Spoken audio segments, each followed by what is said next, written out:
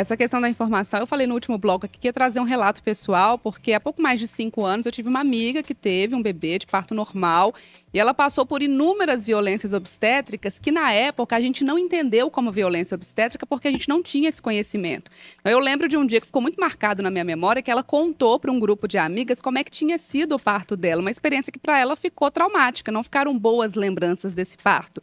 E aí ela contou, ela falou, olha, eu cheguei lá no hospital, fui deixada sozinha para trocar de roupa, eu já estava com uma dilatação de colo de útero avançada, então eu estava com dificuldade para poder vestir a roupa do hospital e eles não deixaram que meu companheiro me acompanhasse. Depois, quando ela foi, né, para a sala ali, já para ter o bebê, o médico só chegou mesmo no período expulsivo e aí, com cerca de 5 minutos, ele falou, não vai nascer, vamos usar o fórceps. Antes disso, ela teve 5 ou 6 residentes fazendo o exame de toque nela para poder aprender como é que era. Então ela contou, ela falou, gente, foi terrível. E no lugar da gente virar para ela e falar assim, nossa, gente, vamos procurar seus direitos, né? Isso não poderia ter acontecido. O que a gente pensou? Um grupo de meninas. Nossa, a gente vai passar por isso um dia. Porque era tão normal pra gente aquela situação, a gente não tinha tanta informação, tanto conhecimento, que a gente achou todos os relatos dela, por mais traumatizante que tivesse sido, que fosse o relato, a gente achou que a gente um dia ia passar por isso também, porque era uma situação comum, era aquilo que acontecia. Infelizmente, a gente normalizou essa violência, né? Então, assim, parto é sofrimento, então se é para passar por isso tudo, eu vou te falar que eu não julgo a mulher que fala assim, eu prefiro marcar uma cesariana porque eu não quero esse parto. E é aí que vem a importância da informação nesse cenário, porque toda mulher merece um parto bem assistido, um parto digno, um parto seguro, né? Um parto feliz. E dor não tem nada a ver com isso. E aí, doutora Mônica, vamos começar então, né, falando o que é a violência obstétrica. Eu só percebi que ela tinha sofrido isso depois que eu procurei informação. Falei, gente, aquilo não foi normal, mas aí já tinham alguns anos aí passados. O nascer, de fato, ele tem um evento fisiológico, né? As mulheres sabem parir há muitos e muitos anos, milhares de anos. Só que o momento do nascimento é um momento tenso, né? Envolve uma mortalidade materna e fetal alta. E há algumas décadas, esse processo do nascer, ele foi trazendo o médico como grande responsável, já que morre muita gente, então deixa eu cuidar desse momento. E aí o médico começou a assumir completa autonomia desse momento, o parto começou a ser medicalizado, ele foi trazido para dentro de um ambiente hospitalar e foi minando as mulheres a confiança de viver, né, o parto, de acreditar no processo. E as mulheres começaram a se sentir incapazes e eu só vou ganhar o meu bebê se for dentro do hospital, daquela forma, e aquela forma de nascer começou a ser robotizada, né, e medicalizada, entrou todo um sistema operacional de operadoras de saúde ou até de volume mesmo de atendimento coletivo, onde as mulheres chegavam, então era aquele mundo de mulheres, né, 1 ou 2, 3 médicos talvez no plantão para cuidar daquele volume.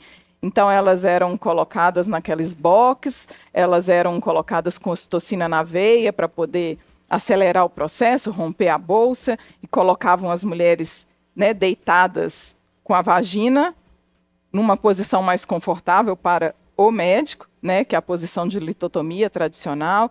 Então se fazia o corte para abreviar o nascimento, para proteger o períneo. E foi assim por muitas décadas, né? Então a mulher deixou de ter essa autonomia, o médico passou a ser responsável pela assistência de parto e pelo fisiológico, né? Então era assim que se fazia. E eu vi isso na minha formação, né? Então foram assim por muitas décadas. E esse modelo que a Daphne falou, violento, e se foi se perpetuando, e as mulheres sentindo medo, se sentindo inseguras, acabou movimentando um número de cesáreas desnecessárias altíssimos que a gente tem no Brasil, né? Mas eu acredito fortemente por ser uma assistência ruim. A gente viveu essa assistência ruim. E foi justamente daí que veio, então, o movimento da humanização. Opa, está tudo errado, não é assim. Não é para as mulheres morrerem em casa sozinhas, desassistidas, mas também não é para ser medicalizado e instrumentalizado para todo mundo, né? Tem que ter um meio termo. E aí a humanização veio resgatar justamente esse modelo de assistência respeitoso, onde a gente empodera a mulher, onde a gente faz ela acreditar que é possível, onde a gente cerca ela de cuidado e vigilância para intervir no momento certo. Então a gente não está aqui falando de de ser contra as intervenções, né? A gente tem que entender para que serve, atuar na hora certa para trazer segurança para o processo, para diminuir a mortalidade, mas oferecer para as mulheres assistências gostosas, felizes do nascimento, né? Então a humanização veio trazer isso para o processo, mas eu tive que desaprender tudo, sabe? Então há 20 anos, há 17 anos que eu formei, eu vivi muita coisa e aprendi muita coisa como se aquilo fosse o certo.